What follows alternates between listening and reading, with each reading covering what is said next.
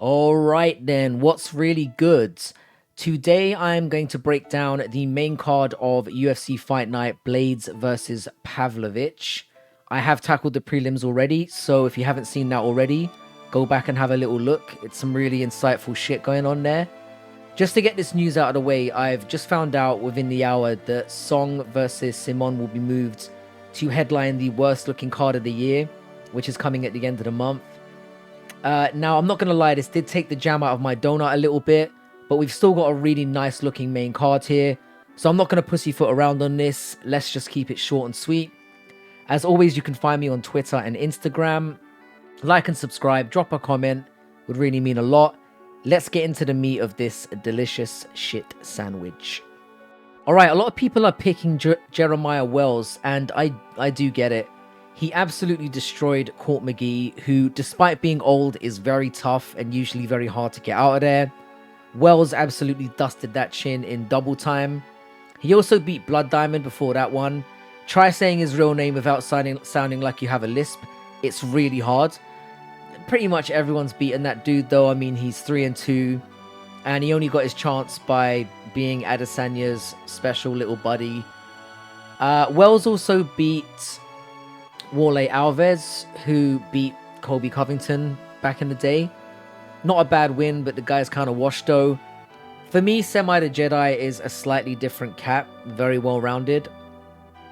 He's coming off a really nice win against Jake Matthews, who was really looking like he turned a corner. But the loss to Alex Morono for Semmelsberger is a little bit of a head scratcher to me. That does make me wary. This one is very risky, and it does come down to which Semmelsberger we're going to get in there on Saturday night. Wells has the ability to knock your head to the moon, but I think the Jedi is going to be wise to that shit, and he has more ways to win the fight if it goes 3, which is what I'm expecting. I'm going to say Semmelsberger will survive some hairy moments in the first round and then take over. Personally, I wouldn't bet on this one, but I'm going to take Semi the Jedi by unanimous decision. Alright, I'm going to take Lucindo. I just think her striking isn't completely terrible. She has far more experience despite both of them being of similar age, and without wasting everyone's time here, I just don't think Brogan has enough to trouble her in any area. Lucindo is coming off a loss, but that was quite a fun fight and a close fight, and I think she's just going to be too good here. I've spoken to quite a few people though, and they're acting like this is going to be a blowout. They're calling a KO easy win. I'm not going to go that far here. I do think the odds are a little bit wide, but I think Lucindo will find a finish. Walker is reasonably tough though. I don't expect her to be easy to get out of there. She did take Blanchfield to a decision, the same Blanchfield that made Jessica Andrade, who hits like a truck, look like a small child. Lucindo is basically here as a nice parlay fluffer, nothing more. You'll basically have to put down really big money to make anything on her own, and don't be silly and don't do that, please. Alright, this one's really easy. Bobby Green is going to beat Jared Gordon up for 3 rounds. This man is such a slick boxer, and I see him popping Jared's P-head back for 3 entire rounds to a very lopsided decision. Now, I hear some of you asking yourself, oh, but like Jared beat up and got robbed by Paddy Pimblett. Paddy Pimblett is one of the worst fighters on the roster. I've been saying this for years. I actually rate this dipshit for being as bad as he is, but getting as much attention as he has. I'm going to stop beating on Paddy now. I'll wait until he has a fight book, and then I'll go deeper into the reasons why I think he's a filthy, boring, scouse bin dipper. Green did just get KO'd by Dober, but he looked good for big parts of that fight, and, you know, Dober's very good. There is talk that Green is going to hang up the gloves after this. I sincerely hope that's not true. What I'd ideally like to see happen is Green to beat Gordon up pretty badly, and then call out Pimblett, and then retire as the hero we all need. Green to win, and I'm very, very confident on this. Shit. Alright, this is a very good matchup. On a side note before I get into the actual fight, I recently stumbled on Sadiq Yusuf's breakdown of this fight on his YouTube channel. This guy has banter. I'd go and check him out before his channel blows up too big, because the guy's pretty funny. Bruno Silva is a strange one to me. He gave Powhatan a really tough fight, took him to a decision, And then he goes and loses in the third round in his follow-up fight to GM3. Really not a good look. Tavares has some really questionable losses of his own in his career, and has basically been the middleweight gatekeeper for what feels like forever now. The man is extremely tough though. I'm going to regret this pick, and I know it, but I kind of feel like any answer I give here is going to be the incorrect one. I'm taking Bruno Silva. I'm sure you can hear the confidence in my voice. It shouldn't make sense, and to be honest, I can't justify it. I can't explain why I'm picking this man. I just have a feeling that Silva's going to bounce back here. I'm seeing a scrappy one that somehow ends up on the ground, and I just have this feeling that Silva's going to find a choke.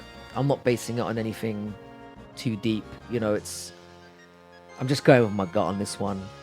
I think Silva's going to get it done. Nothing to do with common sense at all. Again, I'm not going to bet it, but it should be a good fight. All right, what an absolutely fantastic main event this is. You know, it's always nice when you get a fight that makes sense, not just on paper, isn't just a good matchup, but makes sense for the division on the whole. And this one really does. This is a big fight, and it has significant implications for the division going forwards. Now, I'm going to start by saying I think Blaydes is absolutely outstanding. With the level of wrestling that he has in a division where wrestlers are not very prominent, he should really have steamrolled this division. He obviously has really big KO losses to Francis Ngannou and Derek Lewis, which obviously set him back quite a bit. And most recently, like, his stand-up has greatly improved. You know, he was kind of seen as a very boring wrestler who just took people down. But in his recent fights, his stand-up has looked like it has evolved somewhat. The only issue that I have with this is that, obviously, the Aspinall fight, we didn't really learn anything. He beat up Daukaus, which to me doesn't really mean much. The guy has no business being at heavyweight. You know, this guy could cut down to middleweight if he took his career seriously. He also went to a decision with Rosenstruik in a very dull fight. Pavlovich, on the other hand, has been absolutely destroying everyone since he lost to the Reem. And I find it hard to pick against him here. There's been a lot of videos circulating of Pavlovich having really nice wrestling on the regionals. I think that should be taken with a pinch of salt, to be honest. Like, the guys that he's demonstrated against this are not on the same level as Blaydes. Blaydes is on another level when it comes to the wrestling. He really is. The thing that sways this for me is that Blaydes can be hurt, and he's shown that in his career. And the way that Pavlovich is hurting people in his recent fights, he hits like an absolute truck. And I can't see a world where Pavlovich doesn't catch him at some point in this fight. And I think if he does, Blaydes is going to go down. So yeah, I'm going to take Pavlovich. I think he's going to knock him out. And I can see it happening first or second round. I'm going to go with the first. If it does go beyond the second round, Blaydes should be pretty much a lock from there. I think he will make it boring. He'll drag him down eventually. And then it will be interesting to see how Pavlovich responds when his gas tank has been depleted a little bit. I just have a feeling it's not going to get there. I'd be very happy to be wrong on this one. I like Blaydes, and I think he causes genuine problems for people like Jones, Miocic. You know, and I'd like to see those matchups, but Pavlovich has just looked amazing lately, so I can't really look beyond him. All right, so I'm coming in with a overall record of 1941 this year, which is roughly around the 70% mark. My aim when I started this out was to stay above 60%, so I'm well on track for that. I will be back at some point during the week to maybe drop a few news videos. I've got a few video essays in the pipeline. One in particular I'm really excited about that I'm not going to reveal just yet. But yeah, a lot of exciting things to come. Thanks to everyone new and old who's here as always. I feel like I'm a broken record saying this, but I do appreciate people stopping by, and if we could get more comments going on the channel and not just on Twitter, that would be great. I'd really like to get some conversations going. Anyway, thanks very much for listening, and I'll see you all a little bit later on in the week. Have a great one.